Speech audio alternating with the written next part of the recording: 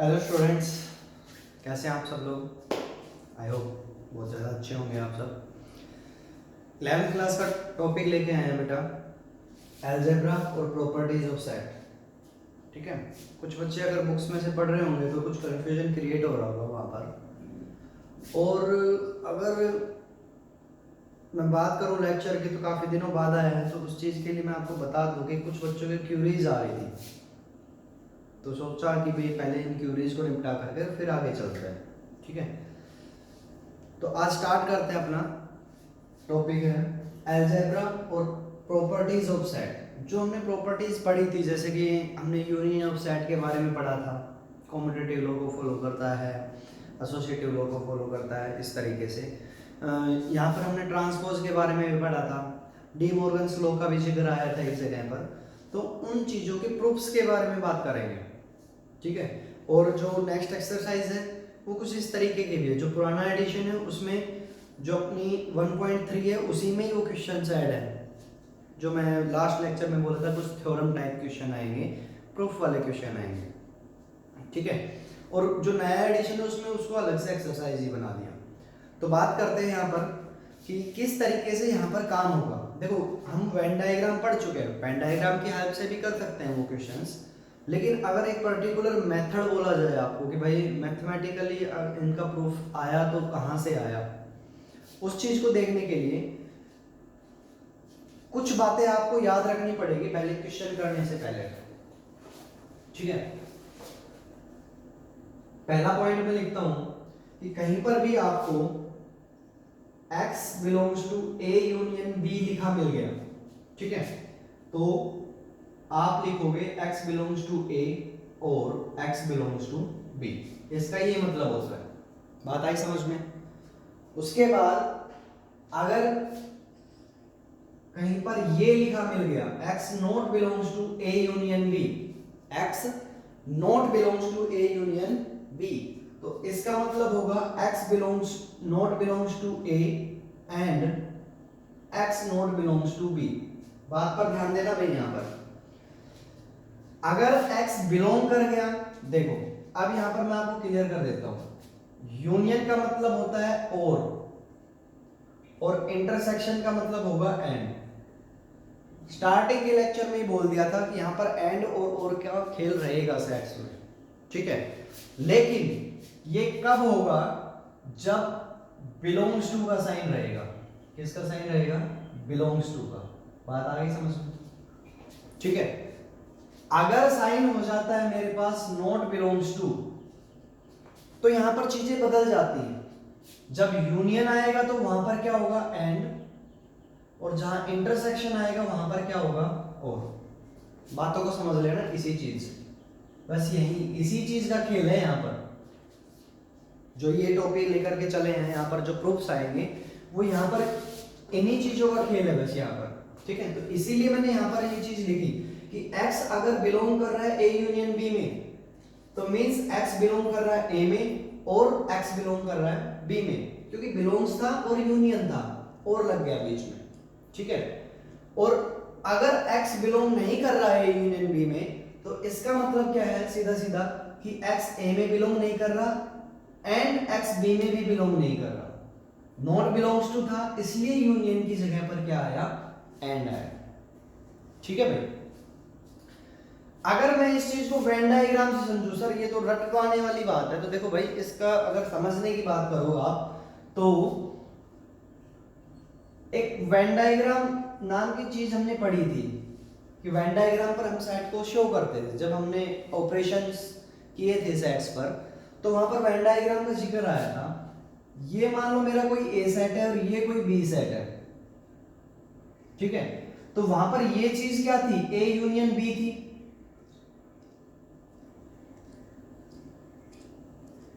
ये क्या चीज थी? ए यूनियन बी थी। अब मैं कहता हूं कि x कोई एलिमेंट है जो ए यूनियन बी में बिलोंग कर रहा है। x एक एलिमेंट है जो a यूनियन b में बिलोंग कर रहा है, तो इसका मतलब क्या है कि x कहीं पर भी हो सकता है। ये जो शेडेड पोर्शन कर दिया है इसमें कहीं पर भी हो सकता है। तो मैं बोल सकता हूं ना कि x या तो a में है या फिर b में है। बात आई समझ में? ओके, फिर सर यहां पे यूनियन का मतलब एंड क्यों हो गया?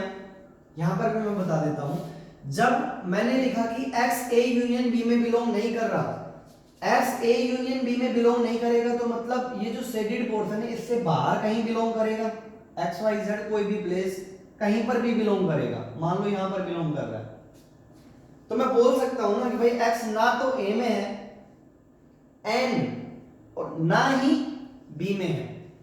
बात आ गई समझ में? ठीक है, तो ये रटने वाली बात नहीं है, समझने वाली बात है। ओके, आगे नेक्स्ट पॉइंट पर चलते हैं। दूसरी जो बात आपको याद रखनी है, अगर x बिलोंग करता है a इंटरसेक्शन b में तो इस चीज को मैं लिखूंगा x किस में बिलोंग करेगा, a में, एंड x किस में बिलोंग करेगा, b में। बोला था ना कि इंटरसेक्शन का मतलब एंड, बट ध्यान रखना बिलोंग्स टू के केस में। ठीक है, और अगर x बिलोंग नहीं कर रहा है इंटरसेक्शन b में, x बिलोंग नहीं कर रहा है इंटरसेक्शन b में, तो इसका मतलब क्या है कि x a में बिलोंग नहीं कर रहा और x b में बिलोंग नहीं कर रहा। ठीक है, क्योंकि केस क्या हो गया था, नॉट बिलोंग्स टू का, और नॉट बिलोंग्स टू के केस में इंटरसेक्शन की जगह पर क्या लगेगा, फिर और लगेगा। बात आ रही है समझ में? थर्ड पॉइंट की तरफ चलते हैं।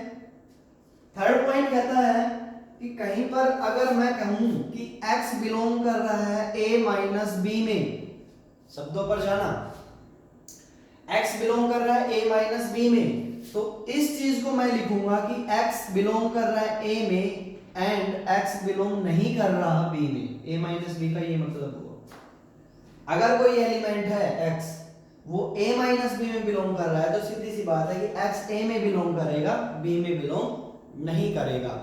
माइनस साइन की जगह पर क्या लगेगा, एंड लगता है हमेशा। ठीक है, और वही बात अगर मैं उल्टा कर दूं कि x बिलोंग कर रहा है b माइनस a में, तो इसका सीधा सीधा मतलब है कि x b में बिलोंग करेगा एंड x बिलोंग नहीं करेगा किसमें, a में। ठीक है भाई, नेक्स्ट पॉइंट पे बात करते हैं। अगर मैं कहूं कि x a में बिलोंग कर रहा है तो मैं कह सकता हूं कि x a के कॉम्प्लीमेंट में बिलोंग नहीं करेगा। वेन डायग्राम है तो सही अपने पास, ये यूनिवर्सल सेट था, ये कोई a सेट था।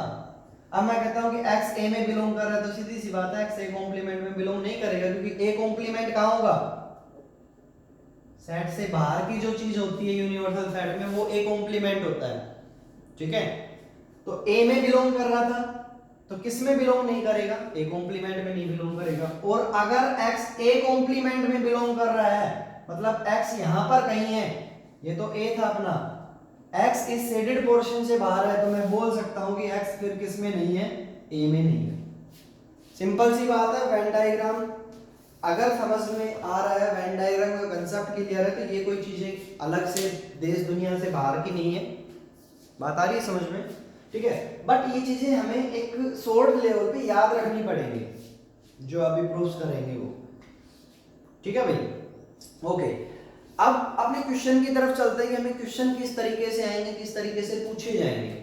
यहां पर एक चीज और अपने काम आएगी, इक्वल सेट की डेफिनेशन।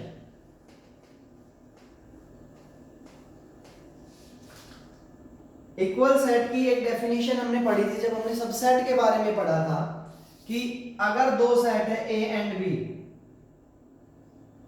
अगर A सबसेट हो जाता है B का और B सबसेट हो जाता है A का, तो इन दो बातों से मैं बोल सकता हूं कि A is equal to B, दोनों सेट क्या है, इक्वल। एक ये डेफिनेशन हमें बार बार यूज में लेनी पड़ेगी, काम आएगी हमारी ये बात।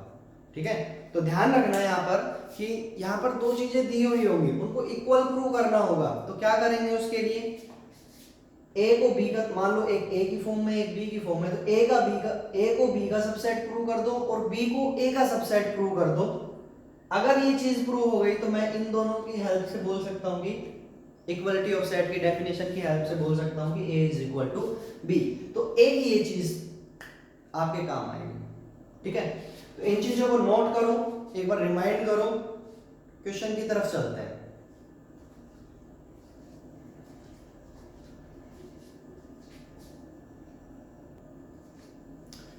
ओके बेटा, अपने फर्स्ट क्वेश्चन की तरफ चलते हैं कि भाई क्वेश्चन कहता है कि prove that A union A is equal to A. पता तो है हमें ए यूनियन ए के इक्वल होएगा। आप एग्जांपल लेकर के करोगे तो भी बात बन जाएगी। कोई भी एक सेट ए ले लो और उसके ऊपर ये प्रॉपर्टी अप्लाई करो, वो चीज हो जाएगी। लेकिन अगर हम थ्योरम के हिसाब से जो चीज पढ़ी है हमने उसके हिसाब से अगर करें तो कैसे आएगी ये चीज, ठीक है। इसको हम आइडेम्पोटेंट लॉ के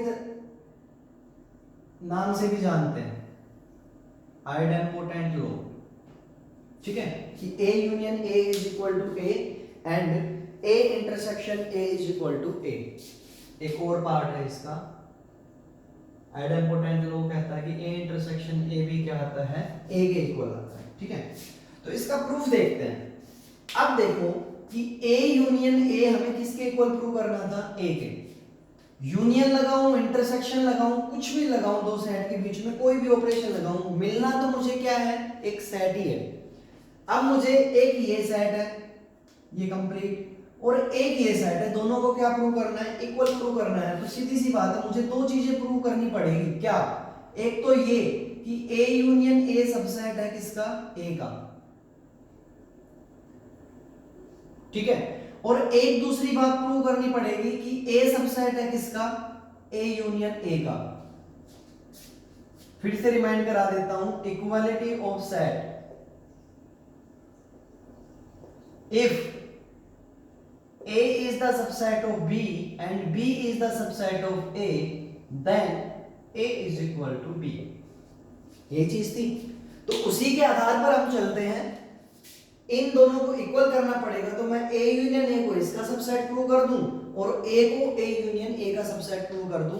अगर ये दोनों चीजें मैंने प्रूव कर ली तो मैं इन दोनों के यूज से ये चीज बोल सकता हूं कि हाँ भाई ये दोनों सेट क्या है, इक्वल है, ये दोनों चीजें क्या है, इक्वल है, ठीक है। तो मुझे यहां पर दो फेज में क्वेश्चन करना पड़ेगा, क्वेश्चन में भी दो पार्ट, ठीक है।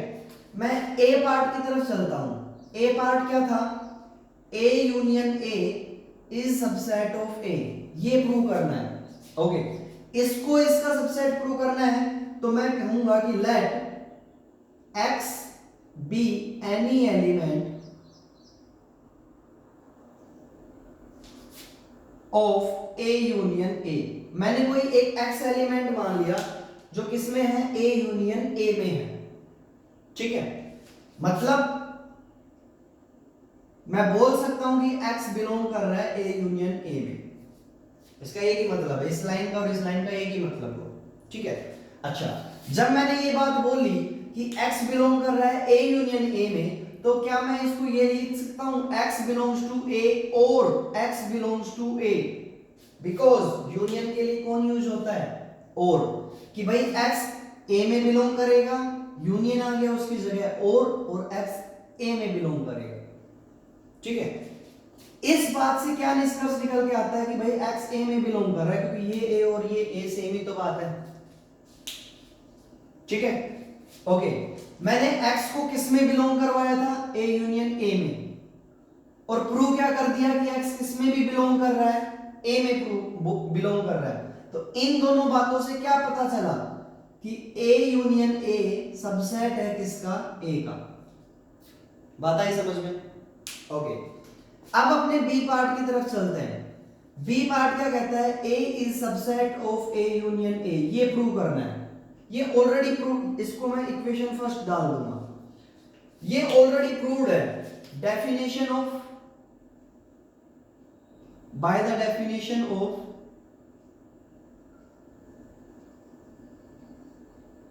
Union of two set. कैसे, A union B, A union B का मतलब क्या है, ए सेट और बी सेट के सारे एलिमेंट को मिला करके। तो सीधी सी बात है, यहां से ए सबसेट होगा ए यूनियन बी का, क्योंकि ए पूरे का पूरा बिलोंग करेगा कि नहीं करेगा ए यूनियन बी में, और बी भी किसका सबसेट होगा, ए यूनियन बी का, ठीक है। तो ये सेकंड इक्वेशन मेरी डेफिनेशन के हिसाब से प्रूव थी। ए यूनियन ए सबसेट हो गया ए का, और ए सबसेट हो गया ए यूनियन ए का। मैं लिख सकता हूं from first and second A union A is equal to A। भाई मैंने क्या किया, A यूनियन A को A का सबसेट प्रूव कर दिया और A को A यूनियन A का सबसेट प्रूव कर दिया। दोनों की हेल्प से क्या आ गया, A union A is equal to A। दिख भी रहा है कि नहीं, नीचे का दिख रहा है? ओके ठीक है भाई। तो आई होप सेकंड वाला पार्ट है वो मैं आपके लिए छोड़ता हूं। इसमें जहां और दिख रहा है वहां पर क्या लगा दो, बस एंड लगा दो, प्रोसेस विल बी सेम। और जितने भी क्वेश्चन अब हम करेंगे, अभी आज हम 5 6 7 क्वेश्चन करने वाले हैं, जितने भी क्वेश्चन करेंगे सब में तरीका यही होगा। सबसे पहले पता करना है मुझे किसको किसका सबसेट बनाना है, किसको किसका सबसेट बनाना है। उसके बाद अपने इन दोनों पार्ट्स को प्रूव करने पर लग जाएंगे। बात आई समझ में? देखो कोई डाउट हो तो नोट करना, पूछना मुझसे। नेक्स्ट क्वेश्चन पर चलते हैं। नेक्स्ट अपना प्रूफ आ गया, A union B is equal to B union A। इसको प्रूव करो। और शायद आप जानते होंगे ये कौन सा लॉ है, commutative law. Union commutative law को फॉलो करता था, हमने पढ़ा था। अब इसके प्रूफ के बारे में देखते हैं। एक और भी है, इंटरसेक्शन भी। तो इसी में अगर इसी क्वेश्चन के टाइप में अगर मैं दूसरा क्वेश्चन डालना चाहूं तो prove that A intersection B is equal to B intersection A, ये प्रूव करो। ठीक है, तो ये दो तरीके के क्वेश्चन यहां पर आते हैं। अब मुझे क्या प्रूव करना था, A union B is equal to B union A। ठीक है, ओके। इस चीज के लिए मुझे क्या प्रूव करना पड़ेगा, A यूनियन B सबसेट है B यूनियन A का, और B यूनियन A सबसेट है A यूनियन B का। पहले ही बता के चला हूं कि इक्वलिटी ऑफ सेट का सबसेट के टर्म में डेफिनेशन है वो काम आएगी अपनी। A यूनियन B को B यूनियन A के इक्वल प्रूव करना था, तो मैंने क्या प्रूव करूंगा, मैं A यूनियन B को B यूनियन A का सबसेट और B यूनियन A को A यूनियन B का सबसेट अगर मैंने प्रूव कर दिया तो दोनों की हेल्प से ये चीज इक्वलिटी ऑफ सेट्स की डेफिनेशन से इक्वल हो जाएगी। ठीक है, अपने A पार्ट की तरफ मूव करते हैं, जो हमने A पार्ट माना है। A पार्ट में मुझे क्या प्रूव करना था,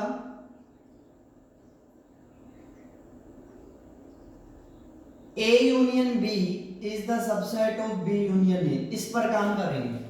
ठीक है, ओके। तो मैं क्या करूंगा कि let X be any element A union B। जिसको जिसका सबसेट प्रूव करना है X उसी का एलिमेंट मान लो। इस लाइन का मतलब क्या है कि X बिलोंग कर रहा है किसमें, A यूनियन B में। और जब X A यूनियन B में बिलोंग कर रहा है तो इससे निष्कर्ष क्या निकल के आया कि X A में बिलोंग कर रहा है और X B में बिलोंग कर रहा है, क्योंकि बिलोंग्स का साइन यूनियन बीच में और आ गया कि X A में बिलोंग कर रहा है और X B में बिलोंग कर रहा है। क्या मैं इस बात को ये लिख दूं तो क्या कोई गलत है? नहीं है। ऐसा क्यों किया? क्योंकि भाई कुछ राइट हैंड साइड में भी तो देखना है। ठीक है, तो looking for right hand side, looking the result for right hand side. ठीक है, राइट हैंड साइड के रिजल्ट के लिए। ओके, X B में बिलोंग कर रहा है और X A में बिलोंग कर रहा है, तो इस बात को ये लिखना भी गलत नहीं होगा। X B में बिलोंग कर रहा है और X A में बिलोंग कर रहा है, तो इस चीज को मैं लिख सकता हूं कि X B यूनियन A में बिलोंग कर रहा है। ओके, स्टार्टिंग में X किस में बिलोंग करवाया था, A यूनियन B में।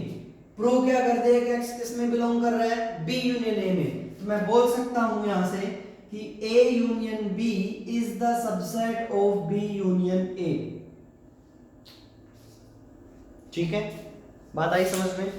ओके, बी पार्ट की तरफ मूव करते हैं। बी पार्ट क्या है हमारा, बी पार्ट है, बी पार्ट में क्या प्रूव करना है हमें, B union A is subset of A union B. अब जब बी यूनियन ए सबसेट है ए यूनियन बी का, तो मैं मान लूंगा कि let X be any element of B union A. X कोई भी एलिमेंट है किसका, बी यूनियन ए का एलिमेंट है।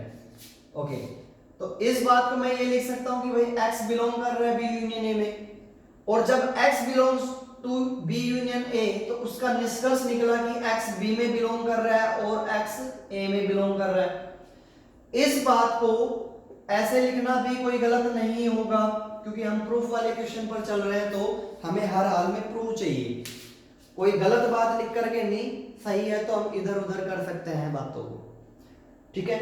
ओके, और इस बात से मैं कह सकता हूं कि x किस में बिलोंग कर रहा है, भाई a यूनियन b में बिलोंग कर रहा है, क्योंकि x a में बिलोंग कर रहा था और x b में बिलोंग कर रहा है। इन दोनों बातों से क्या निष्कर्ष निकला कि b union a is subset of a union b, क्योंकि x को मैंने b यूनियन a में बिलोंग करवाया था, और इस बात के ऊपर मैं प्रूव कर दिया कि x a यूनियन b में भी बिलोंग कर रहा है, मतलब b यूनियन a और a यूनियन b का सबसेट है, ठीक है।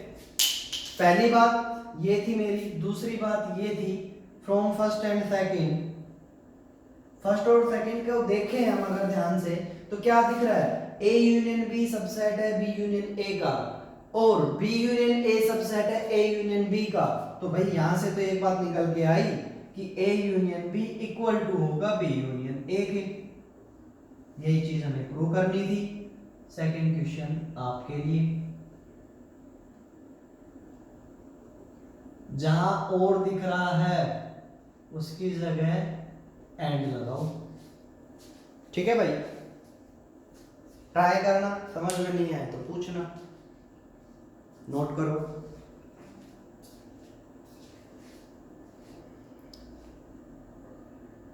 अपने नेक्स्ट क्वेश्चन की तरफ बढ़ते हैं।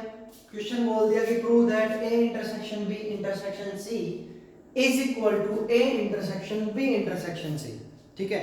और this is known as associative law, ठीक है। एसोसिएटिव लॉ के नाम से जानते हैं। इसका प्रूफ देखते हैं। तो वी नीड टू प्रूव, हमें तो बस दो चीजें प्रूव करने की जरूरत है। क्या, a intersection b intersection c is the subset of a intersection b intersection c। एक तो ये बात प्रूव करने की जरूरत है। दूसरी क्या बात प्रूव करने की जरूरत है, this is the subset of this, means a intersection b intersection c is the subset of a intersection b intersection c। बात आ रही है समझ में?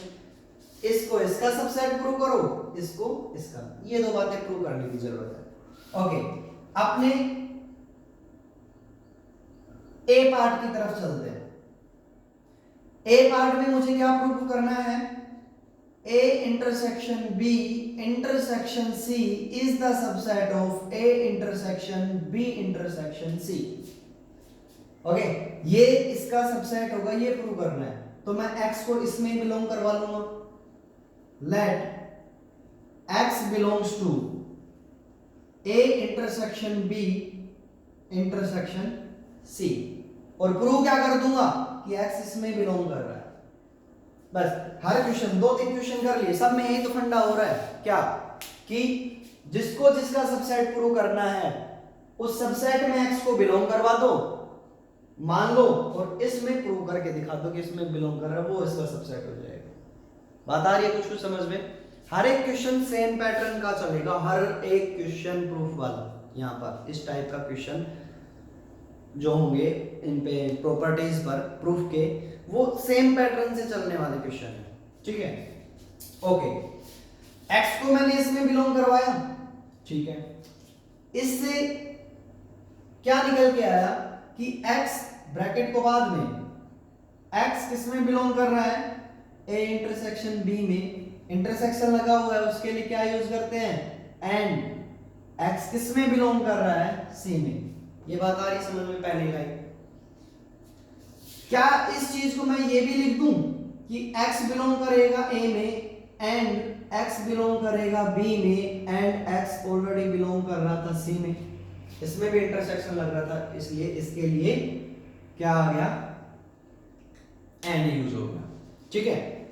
अब इस ब्रैकेट को यहां पर लगाने से कोई ऐतराज है?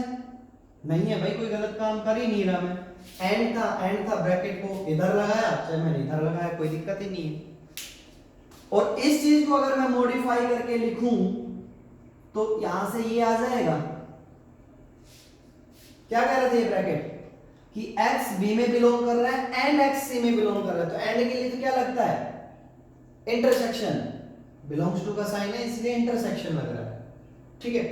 ओके, फिर इन दो स्टेटमेंट के बीच में भी क्या लग रहा है? एंड लग रहा है, तो इन दोनों स्टेटमेंट के लिए भी क्या लग जाएगा? इंटरसेक्शन लग जाएगा, ठीक है।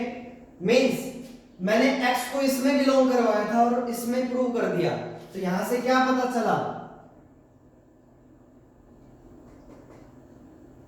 A intersection B intersection C is the subset of A intersection B intersection C.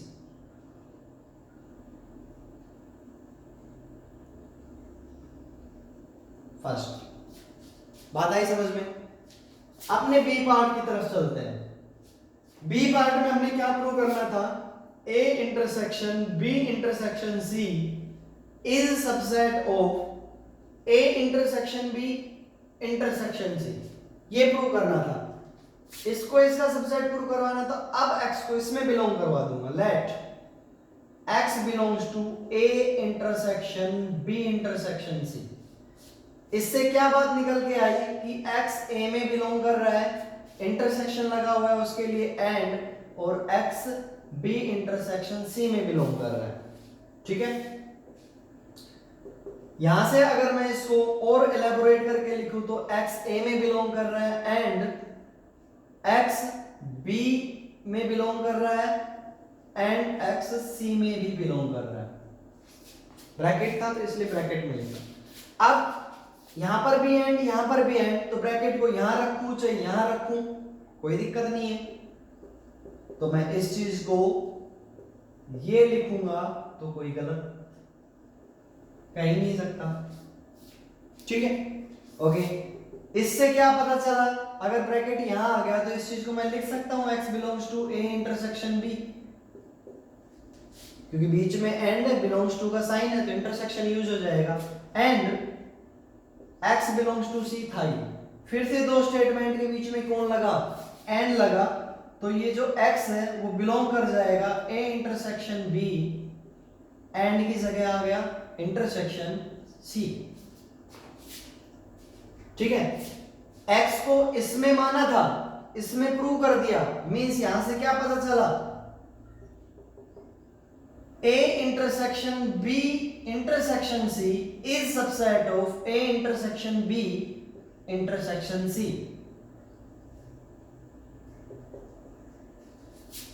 First और सेकंड की हेल्प से दोनों चीजें प्रूव हुई। दोनों चीजें प्रूव होते ही ये, तो फर्स्ट और सेकंड से मैं बोल सकता हूं A intersection B intersection C equal to A intersection B intersection C। Note it.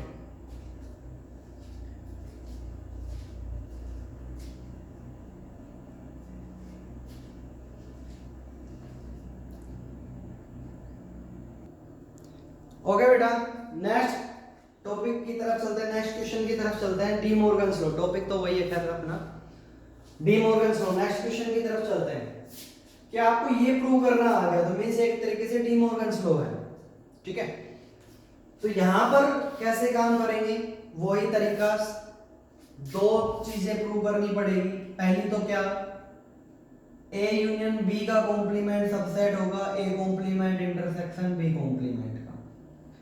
दूसरा पार्ट क्या प्रूव करना पड़ेगा कि भाई A complement intersection B complement is the subset of A union B complement. We need to prove, हमें ये prove करना है। ये दो बातें, अगर ये दो बातें प्रूव हो जाती हैं तो ये तो इक्वलिटी ऑफ सेट्स की डेफिनेशन के हिसाब से अपने आप इक्वल हो जाएगा, ठीक है। तो करते हैं, अपने ए पार्ट की तरफ चलते हैं। क्या प्रूव करना था ए पार्ट में, ए यूनियन बी का complement is subset of A complement intersection B complement. ठीक है, तो मैं क्या करूंगा कि let x belongs to A union B complement, फिर से बता रहा हूं, जिसको जिसका सबसेट प्रूव करना है उसी में x मान लो। ठीक है, x इसमें बिलोंग कर गया, जब x इसमें बिलोंग कर गया तो मैं लिख सकता हूं कि x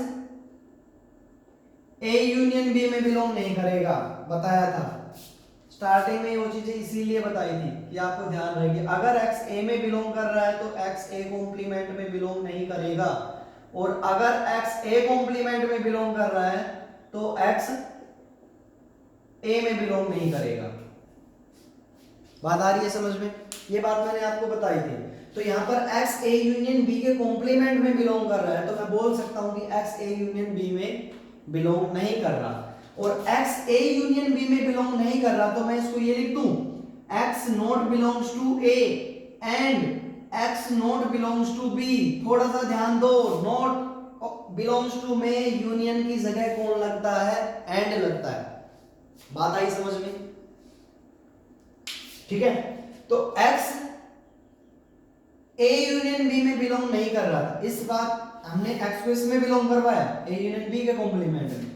अब जब x a यूनियन b के कॉम्प्लीमेंट में बिलोंग कर रहा है तो मैं बोल सकता हूं कि x a यूनियन b में बिलोंग नहीं करेगा, शुरू में ही बता दी थी वो बात। ठीक है, जब x a यूनियन b में बिलोंग नहीं कर रहा तो मैं उस चीज को लिख सकता हूं कि x a में बिलोंग नहीं कर रहा एंड x b में भी। यहां पर अब यूनियन की जगह और मत लगा देना, क्योंकि अब जो साइन है वो किसका है, नॉट बिलोंग्स टू का, और नॉट बिलोंग्स टू के लिए यूनियन का मतलब एंड और इंटरसेक्शन का मतलब और। तो बस यही दो चीज यहां पर ध्यान, बस खेल ही यहीं का है, एंड और का। यूनियन का मतलब और होता है कब, जब बिलोंग्स टू का साइन हो। इंटरसेक्शन का मतलब एंड होता है कब, जब बिलोंग्स टू का साइन हो। लेकिन जैसे ही ये साइन नॉट बिलोंग्स टू हो जाता है तो इनके मतलब पलट जाते हैं, यूनियन का मतलब एंड और इंटरसेक्शन का मतलब और। दूसरी बार बता रहा हूं ये बात, ठीक है? ओके, अब भाई जब x a में बिलोंग नहीं कर रहा तो क्या मैं इसके लिए बोल सकता हूं कि x a कॉम्प्लीमेंट में बिलोंग करेगा? सीधी सी बात है, दो बातें थी कि x जब a में बिलोंग नहीं कर रहा तो किस में करेगा, a कॉम्प्लीमेंट में, एंड लगा ही हुआ था बीच में। x b में भी बिलोंग नहीं कर रहा तो x मैं बोल सकता हूं कि b कॉम्प्लीमेंट में बिलोंग करेगा। बात आ रही है समझ में? ओके, अब क्या मैं इस चीज को a complement intersection b complement, अब एंड की जगह सर इंटरसेक्शन कैसे लगा दिया भाई? इससे पहले वाले स्टेप में देखो ना कि अब बिलोंग्स टू का भी तो साइन है, जब बिलोंग्स टू का साइन आ गया तो इंटरसेक्शन आ गया। तो इन दोनों बातों से क्या पता चला कि a यूनियन b का complement is subset of a complement intersection b complement. ये थी a पार्ट की बात, ठीक है? अब चलते हैं अपने बी पार्ट की तरफ। तो बी पार्ट क्या कहता है?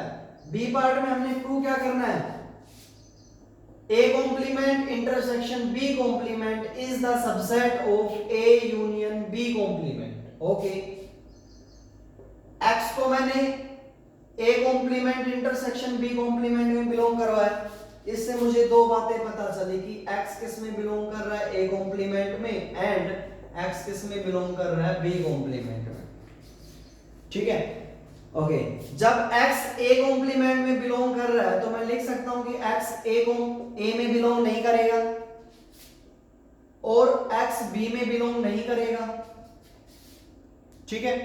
ओके, x a में बिलोंग नहीं कर रहा एंड x b में बिलोंग नहीं कर रहा, तो मैं कह सकता हूं कि x a इंटरसेक्शन b में भी बिलोंग नहीं कर रहा, या यूनियन लिखूं, यूनियन। वेरी गुड, बात आ रही है समझ में कि नॉट को बिलोंग्स टू का साइन है तो एंड की जगह क्या लगेगा, यूनियन। तो x a में बिलोंग नहीं कर रहा था एंड x b में बिलोंग नहीं कर रहा था, इसका मतलब क्या है कि x a यूनियन b में बिलोंग नहीं कर रहा था। फिर से कह रहा हूं, रटने वाली कोई बात नहीं है, x a में भी बिलोंग नहीं कर रहा था, मान लो ये a सेट है, ये b सेट है, x a में भी नहीं था, x b में भी नहीं था, तो मैं कह सकता हूं कि x a यूनियन b में भी नहीं है, कहां है, कहीं और ही है। बात आ रही है समझ में? ठीक है, तो जब x A यूनियन B में बिलोंग नहीं कर रहा तो सीधी सी बात भाग के कहां जाएगा, उसके कॉम्प्लीमेंट में बिलोंग करेगा। जब x A यूनियन B में इसमें नहीं है तो कहां है, फिर कहीं इससे बाहर बैठा हुआ है, और बाहर वाला पोर्शन क्या होता है, कॉम्प्लीमेंट होता है उसका। ठीक है, तो x A यूनियन B में नहीं है, बिलोंग नहीं कर रहा, तो x किस में बिलोंग कर रहा है, A यूनियन B के कॉम्प्लीमेंट में बिलोंग कर रहा है। तो इन दोनों बातों से क्या पता चला मुझे कि A complement intersection B complement subset है A यूनियन B के कॉम्प्लीमेंट। क्यों, क्योंकि x को इसमें बिलोंग करवाया तो प्रूव कर दिया कि इसमें भी बिलोंग कर रहा है। तो A complement intersection B complement is the subset of A union B का कॉम्प्लीमेंट। और इन दोनों बातों से क्या पता चला, पहली बात क्या बोलती थी जो हमने प्रूव करी कि A यूनियन B का कॉम्प्लीमेंट सबसेट है A complement intersection B complement का, और दूसरी बात क्या प्रूव करेगी, A complement intersection B complement subset है A यूनियन B के कॉम्प्लीमेंट का, मतलब आपस में एक दूसरे के सबसेट्स हो गए, और आपस में जब एक दूसरे के सबसेट हो जाते हैं तो वहां पर फिर इक्वालिटी का साइन आ जाता है। यही चीज हमने प्रूव करनी थी, and this is the proof of D Morgan's law का फर्स्ट पार्ट का। इसका डी मॉर्गन्स लॉ का एक सेकंड पार्ट भी है। सेकंड पार्ट है क्या कि A इंटरसेक्शन B का complement is equal to A complement union B complement. Second part आपके लिए,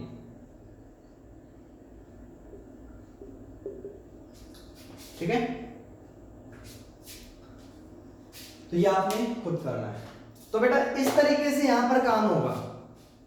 बात आई समझ में, कुछ कुछ पैटर्न एक ही चलेगा हर एक क्वेश्चन का कि ये चीज प्रूव करनी पड़ेगी हर क्वेश्चन में, चाहे वो नेगेटिव का हो चाहे इंटरसेक्शन यूनियन किसी का भी हो। ठीक है, तो इस तरीके से क्वेश्चन के प्रूफ आएंगे। कोई क्वेश्चन नहीं आ रहा है आपको, आप मेरे से पूछिए, कमेंट करिए, क्वेश्चन भेजिए व्हाट्सएप पे। ठीक है, नेक्स्ट लेक्चर कल डल जाएगा, कल लास्ट लेक्चर होगा अपने सेट का, फर्स्ट चैप्टर अपना खत्म होएगा, उसके बाद रिलेशन फंक्शन स्टार्ट करेंगे। ओके बेटा, घर रहिए, पढ़ते रहिए, सेफ रहिए, थैंक यू।